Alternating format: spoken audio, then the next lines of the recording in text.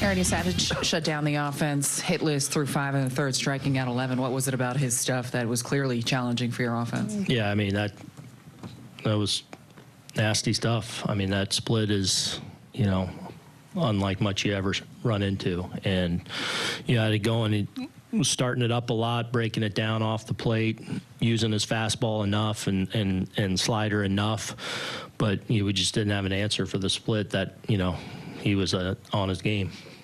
Max Fried did not necessarily look like himself. He had been such a stopper for this team all season long. What was different about his stuff this afternoon? Yeah, I don't know. I mean, I'd have to look back and see a couple of but didn't seem to have the same command, probably not getting pitches to where he wanted to get them. Life and everything seemed fine. But just, they obviously had some hard contact. They were able to find some holes with their contact, but just not as sharpest, obviously. Other questions? We'll go to the fourth row on your right here. Aaron, having never seen Savage before, how much can you prepare for someone, and how different is it once they step in the batter's box, especially with that unique arm angle? Yeah. I mean, you can prepare pretty well. I mean, there's a lot of information, a lot of video, a lot of those things. You're facing different pitchers every day, and you know what different fastballs and stuff looks like, so you at least have an idea. But then there's no substitute for experience, someone too. And then the fact that he is a bit unique, I'm sure played into, a little bit of his effectiveness. But he was on his game, and he was, and we just obviously had a hard time putting it in play against him. Second row from Chris. What made you go to Will in that spot, considering he hadn't, come out of a relief appearance before? That's a spot that he's got a chance to be successful in, to keep it a game there.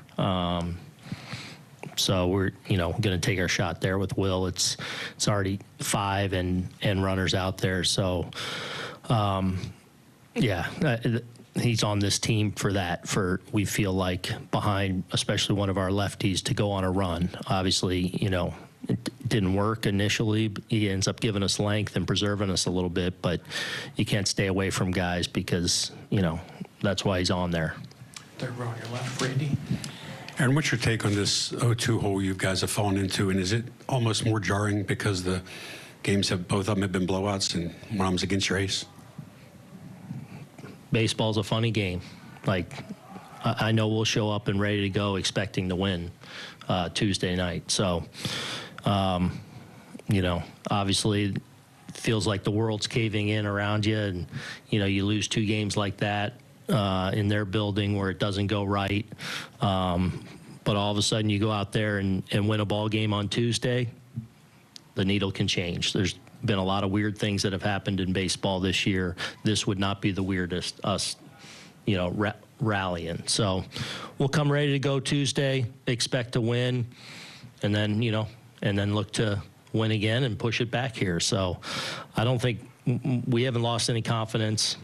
Obviously they've had our number and gotten the better of us so far this year. But I don't think anyone in our room doesn't feel like we can't go out and beat them. So, we got to play better. We got to, pitch and swing it better. But we're certainly capable of it, and we'll expect to do that on Tuesday night. Standing in the back left, Dave. Aaron, just at the start of the fourth, you got worn up pretty fast there with the bottom of the order coming up. So they just seemed on Max, I guess, from the beginning with you, getting a lot of good swings off him. Yeah. I mean, they were pressuring him all day. And again, right out of the chute, it's kind of I think Jimenez blocks that ball down the line. Not that they didn't hit square him up a lot, but it just, was kind of bouncing that way, and I just felt like, it was enough there.